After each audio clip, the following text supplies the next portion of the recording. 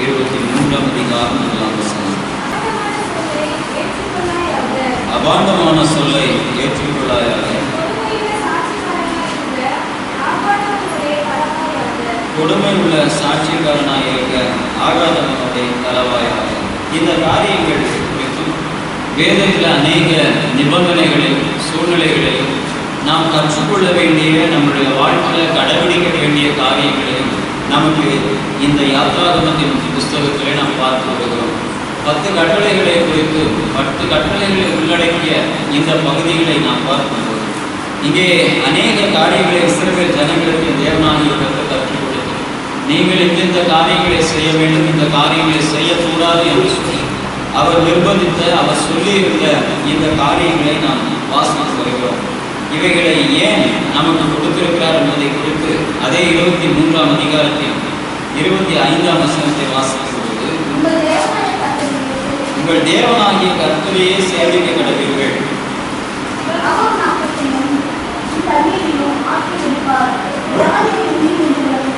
போதும், வியாதியை உன்னிலிருந்து விலக்குவேன், அவர் உன் அப்பத்தையும் உன் தண்ணீரையும் ஆசீர்வதிப்பார் என்று சொல்லப்பட்டிருக்கிறது. தேவனாகிய கர்த்தர் நம்மை ஆசீர்வதிக்க வேண்டும் என்பதுதான் நம்ம எல்லாருடைய வாஞ்சை. நம்மளுடைய வாஞ்சையை காட்டிலும் ஆண்டவருடைய வாஞ்சையாக இருக்கிறது. நம்மை ஆசீர்வதிக்க வேண்டும் என்பது தேவனுடைய வாஞ்சை. அவர் அதை விரும்புகிறார் என்பதை நாம் அறிந்திருக்கிறோம். அதனால்தான் தேவன் நம்மை ஆசீர்வதிப்பதற்கு எது தடையாக இருக்கிறதோ அந்த தடைகளை நீங்கள் மாற்றிவிடுவது நமக்கு அவசியமான ஒன்று. இன்னைக்கு இந்த அருமையான வேளையில தேவன் நமக்கு கற்றுக் கொடுக்கிற காரியம் என்னவென்றால், நீங்கள் சிறு சிறு காரியங்களை, சில காரியங்களை உங்களுடைய வாழ்க்கையில் கடைபிடிக்காததினாலே அவர் உங்களுடைய அப்பத்தையும் உன் தண்ணீரையும் ஆசீர்வதித்து வியாதியை உன்னிலிருந்து விலகுவதற்கு ஏற்ற பாதையை உருவாக்குவதற்கு இவைகள் தடையாக இருக்கிறது என்பதை நீங்கள் அறிந்து கொள்ள வேண்டும். கர்த்தருடைய ஆசீர்வாதத்தை நாம் பெற்றுக்கொள்வதற்கு தடையாக இருக்கிற தடைகளை நீங்கள் மாற்றிக்கொள்ளவில்லை என்றால், நீ ஆசீர்வாதத்தை பெற்றுக்கொள்வதற்கு அந்த தடைகள் எப்பொழுதும் உன் வாழ்க்கையில் இருந்து கொண்டுதான் இருக்கும்.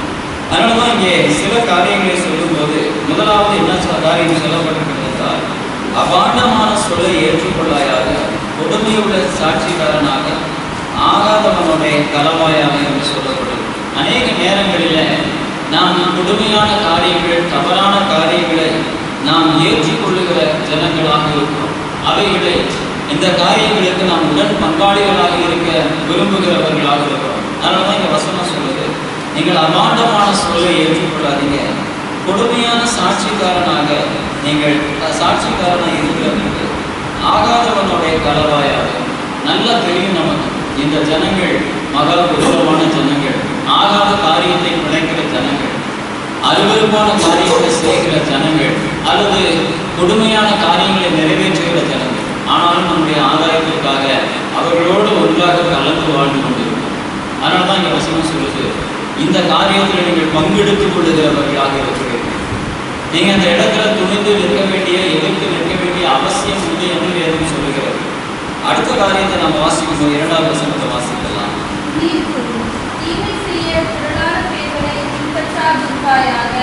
வழக்கிலே நியாயத்தை புரட்ட மிகையானவர்களின் பட்சத்தில் சாய்ந்து உத்தரவு சொல்லாதிருப்பாயாக. இதெல்லாம் நமக்கு தெரிந்திருக்கிறதா தெரியாமல் இருக்கிறதா என்பதை நான் எனக்கு தெரியல. ஆனால் அநேக நேரங்களில் இப்படிப்பட்ட சூழல்களை நம்ம பார்க்கிறோம். ஏன் இந்த காரியத்தை குறித்து பார்க்கிறோம் என்றால், இவைகள் உலக காரியத்தின்படி, உலக ஜனத்தின்படி இவைகள் பாவம் என்றும் அநீதி என்றும் சொல்லப்படாதவை. அதனால தான் இந்த காரியங்கள் எல்லாம் நம்ம அலட்சியமாக, சாதாரணமாக சரி என்று நினைத்து போகிறோம். ஏன்னா சாதகமாக, நமக்கு சூழ்நிலைகள் சாதகமாக இருக்கிறதை பயன்படுத்தி அந்த காரியங்களை எல்லாம் நம்ம அப்படியே நெகோஷியேட் பண்ணுறோம். இவைகளெல்லாம் தவறு கிடையாது. ஆனால் இந்த வசனம் சொல்லுது, தீமை செய்ய திரளான பேர்களை பின்பற்றாதிருப்பாயாக, வழக்கிலே நியாயத்தை புரட்ட மிகுதியானவர்களின் பட்சத்தில் சாய்ந்து உத்தரவு சொல்லாதிருப்பாயாக. சதை இருக்கிற பக்கமா கத்தி ஆடுன்னு சொல்லுவோம். எந்த பக்கம் கொஞ்சம் வெயிட்டாக இருக்கும், எந்த பக்கம் கொஞ்சம் பவர்ஃபுல்லாக இருக்கிறதோ அந்த பக்கம் சாஞ்சு நியாயத்தை புரட்டணும். Never do that. இது உன் ஆசீர்வாதத்திற்கு தடையாக இருக்கும். இங்கே அப்படியே பேலன்ஸ் பண்ணி போய்க்கலாம். இங்கே எப்படி போய் அதை கேட்கறது? அவங்க என்னை பகைச்சிட்டாங்கன்னா, அவர்களுடைய உறவு எனக்கு இல்லாமல் போயிடுச்சுன்னா, அவங்க என்னை வெறுத்துட்டாங்கன்னா, அல்லது அவர்கள் என்னை தவறாக எண்ணிவிட்டார்கள் என்றால் என்ன செய்வது? என்னுடைய வேலைக்கு அல்லது என்னுடைய உறவுகள் வெயிட்டா இருக்கிற பக்கத்துல உன்னுடைய நியாயத்தை போட்டுட்டு வேதம் சொல்லுது அது தவறு. அந்த காரியத்தை நீங்கள் செய்யாதீங்க. அவசரம் அழகாய் சொல்லுகிறது, வழக்கிலே நியாயத்தை புரட்ட மிகுதியானவர்களின் பட்சத்தில் சாய்ந்து உத்தரவு சொல்லாதிருப்பாயாக. நிறைய நேரங்களில் இந்த காரியத்தை நாம் பார்க்கிறோம். இந்த காரியத்துல நம்ம ரொம்ப துணிந்து அல்லது என்ன பண்றோம்னா அப்படியே விட்டுட்டு கேட்டு கேட்காத மாதிரி, பார்த்து பார்க்காத மாதிரி.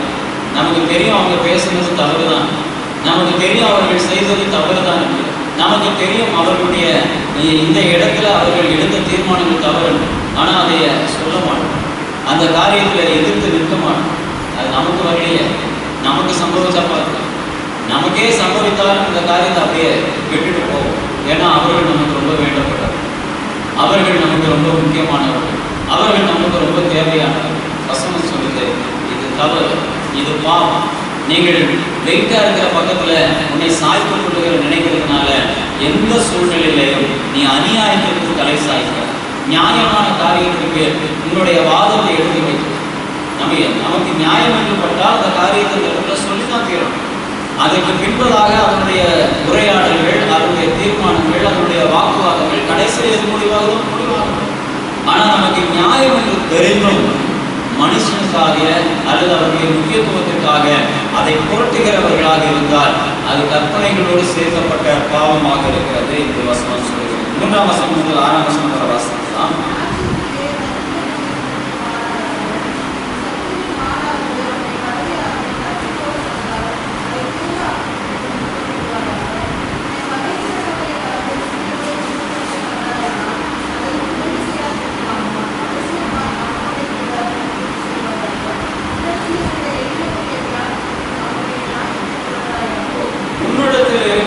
எளியவனுடைய யாட்சியர்கள் அவனுடைய நியாயத்தை புரட்டாயாக. இந்த பகுதியில் அநேகமாக இந்த காரியம் தான் சொல்லப்பட்டது. நியாயத்தை புரட்டுகிற காரியம் உன் வாழ்க்கையில் இருக்கிறதா என்பதை பார். இது அவசியம் இல்லாததுன்னு நினைச்சாங்க. நம்ம ஒவ்வொருவருடைய நிலைக்கு தகுந்தால் போலவும் ஆங்காங்கே ஒவ்வொரு காரியங்கள் நமக்கு கொடுக்கப்பட்டது. ஒவ்வொரு நிலையிலேயும் நமக்கு சில பாடங்கள் கற்றுக் கொடுக்கப்பட்டது. ஒவ்வொரு நிலையிலேயும் நமக்கு சில தகுதிகள் வரையறுக்கப்பட்டிருக்கும். அதனால இந்த வசனம் சொல்லுகிறது, நியாயத்தை புரட்டுகிற காரியத்துல மெகா ஜாக்கிரதையாக இருக்க. அவன் என்ன சாதாரண ஆள் தான், இவனுக்கு சப்போர்ட் பண்றதுனால நமக்கு என்ன ஆயிருக்கு? இவன் இன்னும் ஒரு சாதாரண ஆள் தானே, இவனுக்காக நம்ம சொல்ல போய் அவர்களுடைய நட்பை இழந்துடக்கூடாது. இவன் நம்ம ஒரு சாதாரண ஆள் தானே, இவன் இன்னைக்கு இங்கே இல்லைன்னா நாளைக்கு இருப்பான். இவனுக்காக நம்முடைய உறவுகளை துண்டித்துக் கொள்வது இப்படி இருக்கும் என்று நினைக்காதீங்க. கர்த்தர் விசாரிக்கிறவராக இருக்கிறார். அதனாலதான் வசனம் சொல்லுது, யாசியத்திலே தரித்திரனுடைய முகத்தை பாராயாக. இன்னொரு காரியமும் சொல்லப்பட்டிருக்கு, தரித்திரமாய் இருக்கிறான் என்று சொல்லி அவனுக்கு நியாயம் சொல்லாங்க. ரெண்டுமே இருக்கு. அவன் தரித்திரனா இருக்கிறான், ஒன்றும் இல்லாதவனாக இருக்கிறான், அதனால அவன் பாவம் போயிட்டு போட்டோம்னு சொல்லி நியாயத்தை புரட்டிடாது. நியாயமான காரியம் என்னவோ அதை செய். நீ தர்மம் செய், அது வேற காரியம். நீ தியாகம் செய், அது வேற காரியம். நீ இறக்கம் செய், அது வேற காரியம். ஆனா நியாயத்துல எப்பொழுதும் சரியாக இருக்கணும். எது சரியானதோ அந்த காரியத்தை செய்ய வேண்டும். அது தரித்திரனாக இருந்தாலும் நீ இறக்கப்பட்டு நியாயத்தை புரட்ட வேண்டாம். அவன் எளியவனாக இருக்கிறான் என்று சொல்லி அலட்சியப்பட்டு நீ நியாயத்தை புரட்ட வேண்டாம். நியாயமாய் நடக்கிறவர்கள் தான் கர்த்தருக்கு பிரியமானவர்களாக இருக்கும். எந்த சூழ்நிலையில எப்பேற்பட்ட ஜனமாக இருந்தாலும் நீங்கள் நியாயமாய் நீதியாக நடக்க வேண்டும் என்பதை வசனம் சொல்கிறது. உன்னை பகைக்கிறவனுடைய கழுதை சுமையோடு விழுந்து கிடக்க கண்டாயானால் அதற்கு உதவி செய்யாது இருக்கலாமா? அவசியம் அவனோட கூட அதற்கு உதவி செய்வாயாக. அது என்ன சொல்லப்பட்டிருக்கு? உன்னுடைய எதிராளியாக இருந்தாலும், உன்னை பகைக்கிறவனாக இருந்தாலும், உன்னை விரோதிக்கிறவனாக இருந்தாலும், அவனுடைய கழுதையோ அவனுக்கோ ஒரு சிரமம் உண்டானால் அந்த காரியத்தில் நீங்கள் உதவி செய்ய முற்படுகிறவர்களாக இருக்க வேண்டும். அதுதான் வேதம் நமக்கு கற்றுக் கொடுக்கிற காரியம். பழைய ஏற்பாடு மகா பயங்கரமானதாக இருக்கும், கொடூரமானதாக இருக்கும். ஆனாலும் நியாயத்தை மட்டுமே சொல்லிக் கொண்டிருக்கும் அந்த பகுதியில் தான் இந்த வசனம் சொல்லுகிறது, பகைக்கிறவனுடைய கழுதை சுமையோடு இருந்தாலும் நீங்கள் அதற்கு உதவி செய்ய வேண்டும். 7ஆம் 8ஆம் வசனத்தை வாசிக்கலாம்.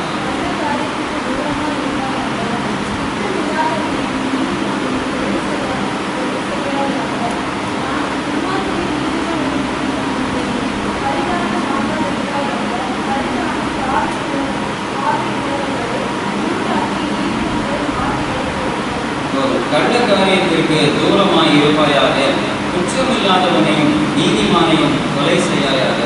நான் துன்மார்க்கனையும் நீதிமான்களை தீர்க்க மாட்டேன் என்று சொல்லப்பட்டிருக்கு. பரிதானம் வாங்காதிருப்பாயாக. பரிதானம் பார்வை உள்ளவர்களின் கூட்டாக்கி நீதிமான்களின் வார்த்தைகளை புரட்டும் என்று சொல்லப்படும். பரிதானம் நான் எங்கேயா வாங்க போகிறேன்? நான் இந்த கவர்மெண்ட் ஆஃபீஸ்லேயே இருக்கேன், அது வேற ஏதாவது உயர் பதவியில் இருக்கிறேன், நான் எதுவும் பரிதானம் வாங்குவேன்? காசா வாங்கினா தான் பரிதானம் கிடையாது. உன்னுடைய சுயநலத்திற்காக நீ நியாயத்தை புரட்டுகிறதும் பரிதானத்திற்கு கிடையாது. ஏதோ ஒரு லாபம் நம்முடைய வாழ்க்கை, ஏதோ ஒரு காரியம், ஏதோ ஒரு விஷயத்துல நமக்கு சாதகம் இருக்குங்கிறதுக்காக, நமக்கு அதில் பிரயோஜனம் இருக்குங்கிறதுக்காக நியாயத்தை புரட்டிடாதீங்க. நீதிமானுக்கு விரோதமான காரியத்தை செய்கிறாதீங்க. துன்மார்க்கனை நீதிமான் என்று சொல்லிவிடாதீர்கள். நியாயத்தில் நிலைத்து ரொம்ப முக்கியமானது. ஒரு சின்ன சப்ஜெக்ட் தான், ஆனால் அவங்களுடைய வாழ்க்கையின் ஆசீர்வாதத்துக்கு மிக முக்கியமான ஒன்று. அவங்களாம் எல்லா காரியத்திலும் கரெக்டாக இருக்கும். அப்போதான் உன்னை கர்த்தர் அடுத்த நிலைக்கு உயர்த்த முடியும். முன்னிடத்துல ஒரு காரியங்கள் பேசப்படும், முன்னிடத்துல குறைகள் நிவர்த்தி செய்யப்பட முடியும். அநீதி இருக்காது என்கிற ஒரு நிலைமைக்கு உன்னை கொண்டு வர முடியும். ஒரு பூமியிலே பாருங்க, எல்லா காரியங்களுக்கும் யாருக்காக இருந்தாலும் குற்றச்சாட்டு சொல்லிக்கலாம், எல்லாம் பண்ணிக்கலாம். ஆனால் நீதிமன்றம் ஒரு தீர்ப்பை சொல்லிவிட்டால் அதற்கு எதிராக பேசினா கூட அதற்கு புதிதாக ஒரு வழக்கை பதிவு விடுவார். நீதிமன்ற அவமதிப்பு வழக்கு, நீதிமன்றத்திற்கு நீதிக்கு விரோதமாக சொல்லக்கூடாது. அப்போ அது எவ்வளோ முக்கியமானது, ஒரு கிறிஸ்தவனுடைய வாழ்க்கையில் அது எவ்வளோ அவசியமானது. இன்னைக்கு நம்ம அதை எவ்வளவு சாதாரணமாக கையாண்டு கொண்டிருக்கிறோம். நம்முடைய வாழ்க்கையில் வசனம் சொல்லுது, நீங்கள் நியாயத்தை புரட்டாதீங்க, நீதிமானுக்காக புரட்டாதீங்க, நீங்கள் எளியவனுக்காக புரட்டாதீங்க, தரித்திரனுக்காக புரட்டாதீர்கள். வசனம் சொல்லுகிறது, நீங்கள் கள்ள காரியத்திற்கு தூரமாக இருப்பீர்களாக, குற்றமில்லாதவனையும் நீதிமானையும் கொலை செய்யாதிருப்பாயாக, துன்மார்க்கனை நீதிமான் என்று தீர்க்காதீர்கள். எந்த சூழ்நிலையிலையும் குற்றத்தை நீங்கள் ஏற்றுக்கொள்கிற ஜனமாக இருக்கக்கூடாது. பரிதானம் வாங்காதிருப்பாயாக, சுய லாபத்திற்காக எந்த காரியத்திற்கும் உடன் போகாதீர்கள். நியாயத்தை பேசுவோம், நியாயமான காரியத்தை பேசுவோம். நமக்கு சாதகமாக இருக்கிறது, நமக்கு ஏதோ அதில் வாய்ப்புகள் இருக்கிறது, நமக்கு ஏதோ அதில் சில சலுகைகள் இருக்கிறதுக்காக அநியாயமான காரியத்திற்கு நீங்கள் உடன் பங்காளிகள் ஆகாதீர்கள் என்று வசனம் சொல்கிறது. 19 வசனத்தை வாசிக்கலாம். 6 வருஷம் நீதிமன்றத்தை பயணித்து அதில் பலனை செலுத்துவார். 7ஆம் வருஷத்தில் நடத்திவிட்ட பெரியவர்கள் புசிக்கவும், நீதியானதை எழுதும் ஜந்துக்கள் தின்னவும், அந்த நிலம் சும்மா கிடைக்க விட்டுவிடுவாயாக. ஒரு திராட்சை தோட்டத்தையும் ஒரு ஒழுங்க தோட்டமும் அப்படியே செய்வாயாக. 7 வருஷத்தில் உன் ஜனத்தில் உள்ள எளியவர்கள் புசிக்கவும், நீதியானதை 7 ஜந்துக்கள் தின்னவும், அந்த நிலம் சும்மா கிடைக்க விட்டுவிடுவாயாக. உன் திராட்சை தோட்டத்தையும் ஒலிவ தோப்பையும் அப்படியே செய்வாயாக. 6 வருஷம் நீ உன் இல்லத்தில் பயிரிட்டு அதன் பலனை சேர்த்துக்கொள். நமக்கு இருக்கிறவைகளிலிருந்து மற்றவைகளுக்கு நாம் எதை கொடுக்கிறோம் என்பதை குறித்தும் இந்த பகுதி நமக்கு சொல்லுகிறது. எல்லாத்தையும் நாமே வச்சுக்கணும், எல்லா நாளும் எல்லாத்தையும் நானே வச்சுக்கணும் அப்படின்னு வாழாதுங்க. என் வசனம் அழகாக சொல்லுகிறது, once for every cycle of 7 times. 7 வருஷத்திற்கு ஒரு முறை, 7 நாளுக்கு ஒரு முறை, 7 காலங்களுக்கு ஒரு முறை நீங்கள் மற்றவர்களுக்கு அந்த காரியத்தை பயன்படும். இது என்னோடது, நான் தான், எனக்கு மட்டும்தான், என் பிள்ளைகளுக்கு மட்டும்தான், என் பேர பேத்திகளுக்கு மட்டும்தான், என்னுடைய சுயத்திற்கு மட்டும்தான் வாழாது. கடைசி வரைக்கும் நிம்மதியாக வாழ முடியாது. ஒரு வருஷத்தை, ஒரு நாளை, ஒரு நேரத்தை மற்றவர்களுக்கு விட்டுக்கொடுக்கும். எந்த காரியமாக இருக்கும் மற்றவர்கள் அனுபவிக்கணும். அது இல்லாதவர்கள் அந்த காரியத்தை பயன்படும். அது எதுவாக இருந்தாலும் சரி, அது உன்னுடைய பொருளாக இருந்தாலும் சரி தான், உன்னுடைய வாகனமாக இருந்தாலும் சரி தான், உன் வீடாக இருந்தாலும் சரி தான், உன் நிலமாக இருந்தாலும் சரி தான், உன் தோட்டமாக இருந்தாலும் சரி தான், அது உன்னுடைய உடைமைகளாக இருந்தாலும் சரி தான். அதனால தான் வசனம் சொல்லுது, 6 வருஷம் உனக்கு சேர்த்து, அது உனக்கு தான் சொந்தம். அதை யாரும் அவங்க பேரில் எழுதிட்டு போக முடியாது. ஆனால் அதை 1 வருடம் மற்றவர்களுக்கு அதை கொடு, அதை பயன்படுத்தும். அந்த காரியத்தை மற்றவர்கள் பயன்படுத்தும். 1 வருஷம் முழுசா கொடுக்குறப்ப உனக்கு மனசு வராது, நீ சேர்த்தே போயிடும். ஒரு நாள் கூட அட்லீஸ்ட் 7 முறைக்கு ஒரு முறை மற்றவர்கள் பயன்படுத்தும்படி உன்னுடைய காரியங்களை கூட பார்க்கணும். அதுதான் கிறிஸ்தவ வாழ்க்கை. அதுதான் கர்த்தருடைய ஆசீர்வதிக்கிறதுக்கான பாதை. அதுதான் தேவன் உன்னுடைய காரியங்களை, உன்னுடைய அழுகையை, உன்னுடைய துன்பங்களை, உன்னுடைய சூழ்நிலைகளை மாற்றுவதற்கான சூழல். நம்ம எதையுமே கொடுக்கணும். இன்னும் ஏதாவது எனக்கு கிடைக்குமா, இன்னும் ஏதாவது எனக்கு வாய்க்குமா, இன்னும் எதையாவது எனக்கு சேர்த்து முடியுமா, இன்னும் எதையாவது எனக்கு என்று வைத்துக் கொள்ள முடியுமா? அந்த இடத்துல மாறவே மாறாது. உன் புலம்பல் மாறவே மாறாது, உன்னுடைய சூழல் மாறாது. அதனால தான் வசனம் சொல்லுது, 6 வருஷம் நீ உன் நிலத்தில் உள்ளவைகளை சேர்த்துகள். 7ஆம் வருஷத்தில் உன் ஜனத்தினுடைய எளியவர்கள் புசிக்கவும் மீதியானதை வெளியே ஜந்துகள் தினமும் அந்த நிலம் சும்மா கிடக்கிறது. தோட்டம் வச்சிருக்கிறியா, உங்களுடைய தோட்டங்களில் காய்கறிகள்லாம் வளர்த்தா 6 வருஷம் சாப்பிடும், விற்று காசாச்சு எதுவும் பண்ணியிருக்கோம். 1 வருஷம் உழுப்பாங்க. யார் வேணாலும் சாப்பிட்டு போங்க, யார் வேணாலும் எடுத்து வச்சுட்டு போங்க, யார் வேணாலும் அதை அனுபவிங்க. விட முடியுமா நம்மளால? 1 வருஷம் ஃபுல்லாக நம்மளால் விட முடியுமா? முடியாதா? 7 நாளைக்கு ஒரு முறை விட்டுப்பாரு, 7 மாதத்துக்கு ஒரு முறை விட்டுப்பாரு. என் தேவனாகிய கர்த்தருடைய கட்டளைங்க. தேவன் சொல்லுகிறார், உனக்குரியதை நீயே வச்சுக்கணும்னு நினைக்காத, அதை மற்றவர்களுக்கு அனுபவிக்கப்படும். அவங்க அடிச்சுப்பாங்க, அதை நாசம் பண்ணிடுவாங்க. நாசம் பண்ணதான் சொல்றாரு. திரும்ப தேவனாக்கதான் கட்டுவாரு. அதை வீணாக்கிடுவாங்க, ஒன்றுமில்லாமல் பண்ணிடுவாங்க. நான் ரொம்ப கஷ்டப்பட்டு சம்பாதிச்சு செய்த காரியம் அதைத்தான் சொல்றாரு. அது உன்னுடைய, நீ சம்பாதிச்சது 6 முறை. இன்னும் அழகா சொல்ல போனீங்கன்னா, போன வாரத்தில் பார்த்தோம், வாடகைக்கு ஒரு வீட்டை கொடுத்தா அந்த வாடகையை வாங்குறாங்க இல்லையா, அதனால அதில் வரக்கூடிய சேதத்தெல்லாம் வாடகையை தான் பார்க்கணும். ஆனால் இன்னைக்கு வாடகை வீட்டுக்காரங்க என்ன பண்ணுறாங்க, இதெல்லாம் டேமேஜஸ் ஆகிடுச்சு, இதுக்கெல்லாம் நீங்கள் இவ்வளோ பணம் கொடுத்து நீ கொடுத்துட்டு அட்வான்ஸில் கழிச்சு மீறி பைபிள் அப்படி சொல்லுவாங்க. நீ வாடகை வாங்கவில்லை, அதில் தான் நீ சரி செஞ்சுக்கணும். உன்னுடைய சொந்தமாக வச்சிருக்கல, அதில் தான் நீ கொடுக்கணும். 6 வருஷம் அனுபவிச்சில் 1 வருஷம் மற்றவர்களுக்கு கொடு, எளியவர்களுக்கு கொடு, இல்லாதவர்களுக்கு கொடு. வேதம் சொல்லுகிறது, அதை நீங்கள் கடைபிடிக்க வேண்டும் என்று கர்த்தர் சொல்லுகிறார். 21ஆம் வசனத்தை வாசிக்கலாம், இல்லை 12ஆம் வசனத்தை வாசிக்கலாம்.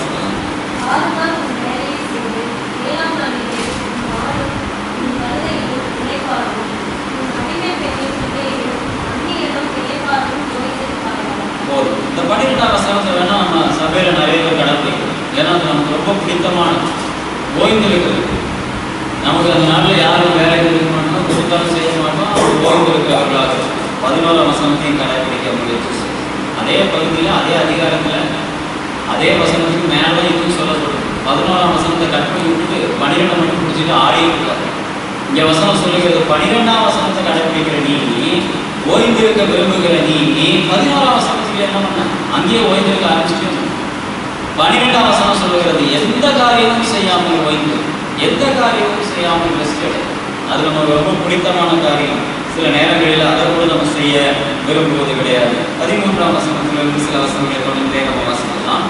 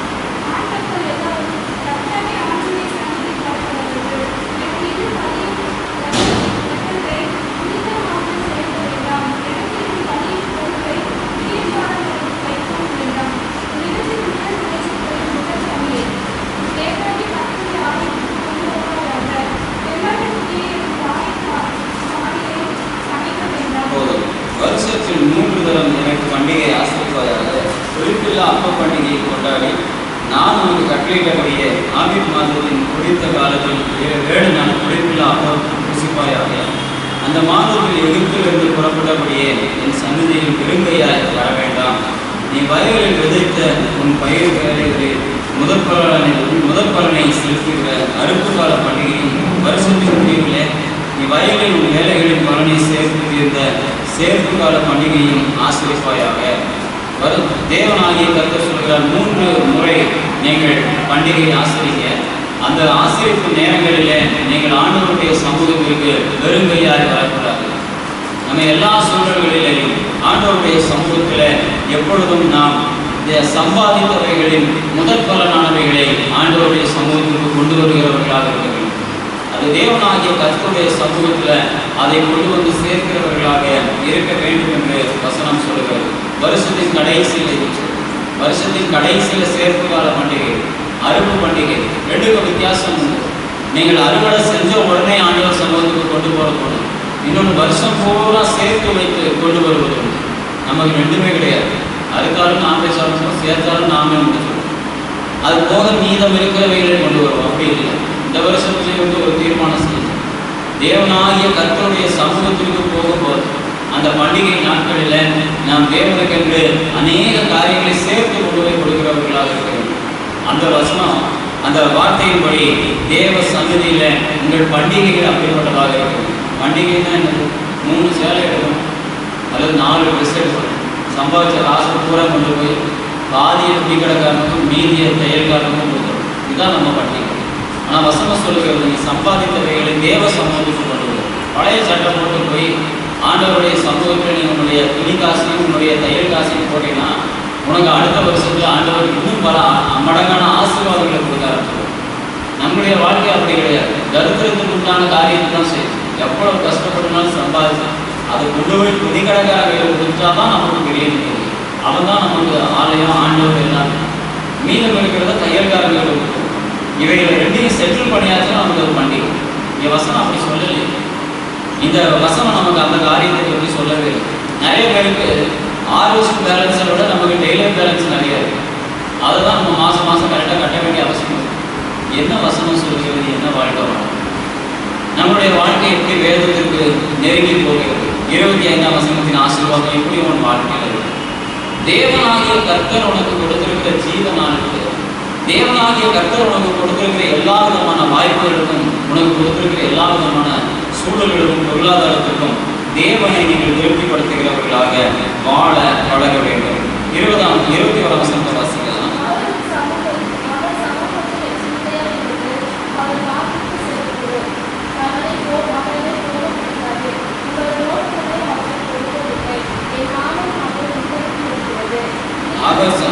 அவர் சமூகத்தில் எச்சரிக்கையாயிருந்து அவர் வாக்குக்கு செவிகொடு, அவரை கோபப்படுத்தாதே.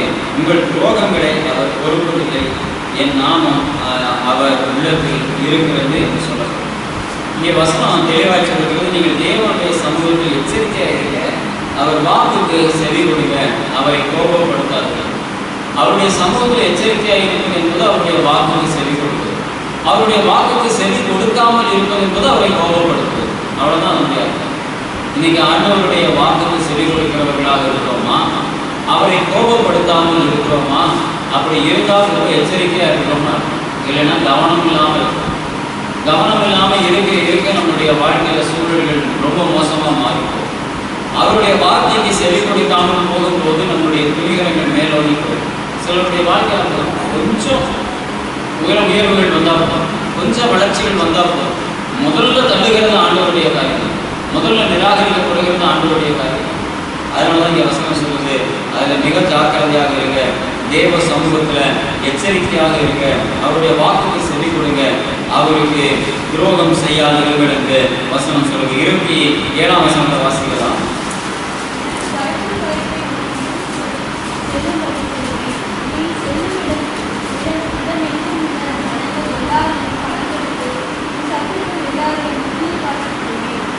எனக்கு பயப்படும் பயத்தை உனக்கு முன் செல்லும்படி செய்வேன். நீ செல்லும் இடமெங்கும் உள்ள ஜனங்கள் எல்லாரையும் கலங்கடித்து உன் சத்துருக்கள் எல்லாரையும் முதுகு காட்டப்பட்டவேன். உன் சத்துருக்கள் உனக்கு முதுகு காண்பித்து ஓட வேண்டும் என்றால் அதற்கு ஒரே ஒரு காரியத்தை தான் நீ வேதம் சொல்லுகிறது, கர்த்தருக்கு பயப்படும் பயம் உன்னோடு கூட செல்ல வேண்டும். ஆண்டவருக்கு பயந்து உன் வார்த்தைகள் கட்டுக்கோப்பாக இருந்தால், ஆண்டவருக்கு பயந்து உன்னுடைய செயல்பாடுகள் நீதியாக இருந்தால், ஆண்டவருக்கு பயந்து உன்னுடைய காரியங்கள் பொறுமையாக இருந்தால், ஆண்டவருக்கு பயந்து நீ தாழ்மையாக நடந்தால், ஆண்டவருக்கு பயந்து உன்னுடைய செயல்பாடுகளை நீ பரிசுத்தமாக காத்து கொண்டால், வசனம் சொல்லுகிறது, உன் எதிரிகள் உனக்கு முதுகை காண்பித்து ஓடும்படி செய்வார். வசனம் அழகாக சொல்கிறது, எனக்கு பயப்படும் பயத்தை உனக்கு முன் செல்லும்படி செய்வேன். தேவ பயம் என்பது உனக்கு ஒரு பயங்கரமான ரதம் போன்றது, யுத்த களம் போன்றது, அங்கே நூற்றுக்கணக்கான போர் சேவகர்கள் போன்றது. ஏன்னா அதை பார்த்து உன் எதிரி பயந்து திரும்பி ஓடுவான்னு வசனம் சொல்லுது. எதிரி திரும்பி ஓடுறதுக்கு வேற ஒன்றும் உனக்கு தேவையில்லை, நீ கேட்குற வேற எதுவுமே தேவையில்லை. உனக்குள்ள தெய்வ பயம் இருந்தால், உனக்குள் தெய்வ பயம் இருந்தால் போதும், உன் எதிரி முதுகு காண்பித்து ஓடுவான் என்று வசனம் சொல்லுகிறது. தெய்வ பயம் உனக்கு முன்பாக இருக்கிறதா என்பதை ஆராய்ந்து பார்க்க வேண்டும். 29ஆம் வசனம் முதல் சில வசனங்களை வாசிக்கலாம்.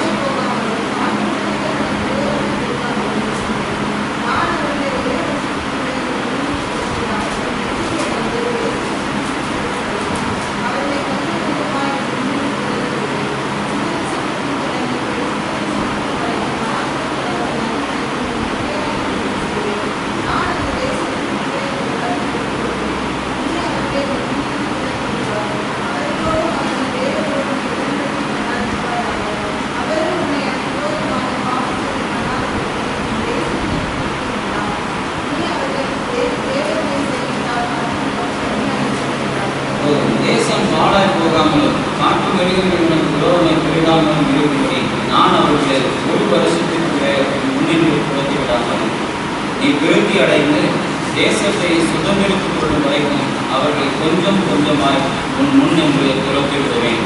உன் எதிரிகளை தேவனாகிய கர்த்தர் உடனே துரத்த மாட்டார். வசனம் சொல்லுகிறது, கொஞ்சம் கொஞ்சமாய் துரத்தி விடுவார். உனக்கு முன்பாக தெய்வ பயம் இருக்கும்போது அவர்கள் முதுகை காண்பித்து திரும்பி ஓடுவார்கள். ஆனால் உடனடியாக அல்ல. வசனம் சொல்லுகிறது, கொஞ்சம் கொஞ்சமாய் அவர்களை துரத்துவேன். சிவந்த சமுத்திரம் தொடங்கி பெலிஸ்தரின் சமுத்திரம் வரைக்கும், வனாந்திரம் தொடங்கி நதி வரைக்கும் உள்ள எல்லையா இருக்கும்படி செய்வேன். நான் அந்த தேசத்தின் குடிகளை உன் கையிலே ஒப்பு கொடுப்பேன். நீ அவர்களை உன் முன்னின்று துரத்துவாய் என்று வசனம் சொல்லுகிறது.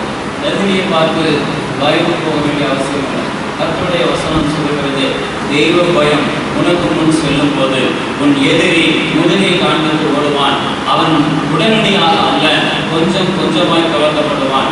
அவன் மற்றவர்களால் அல்ல, உன்னால் துரத்தப்படுவான் என்று வசனம் சொல்லுகிறது. அவர்களோடும் அவர்கள் தேவர்களோடும் நீ உடன்படிக்கை பண்ண வேண்டாம். நம்ம மற்ற ஜனத்தோடும் மற்ற காரியங்களோடும் எதிரிகளோடும் உடன்படிக்கை பண்ணுகிறவர்களாக கர்த்தருடைய வசனம் சொல்லுகிறது, நீ உடன்படிக்கை பண்ண வேண்டாம்.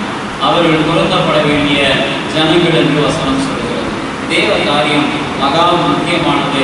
தேவனுடைய ஆசீர்வாதம் மகா பயங்கரமானது. அதனால்தான் வசனம் சொல்லுகிறது, உங்கள் தேவனாகிய கர்த்தரை சேவிக்க கடவீர்கள். அவர் உன் அப்பத்தையும் உன் தண்ணீரையும் ஆசீர்வதிப்பார். வியாதியை உன்னிலிருந்து விலக்குவார் என்று வசனம் சொல்கிறது. வியாதியை உன்னிலிருந்து விலக்குகிற தேவன், உன்னுடைய அப்பத்தையும் தண்ணீரையும் ஆசீர்வதிக்கிற தேவன்.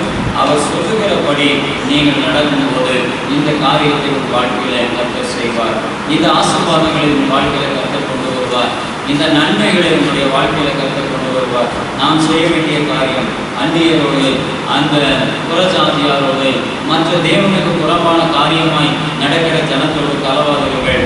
உங்களுடைய காரியங்களில நீங்கள் அநீதியை புரட்டுகிற ஜனங்களாக, அநீதியை செய்கிற ஜனங்களாக, நியாயத்தை புரட்டுகிற ஜனங்களாக இருக்காதீங்க.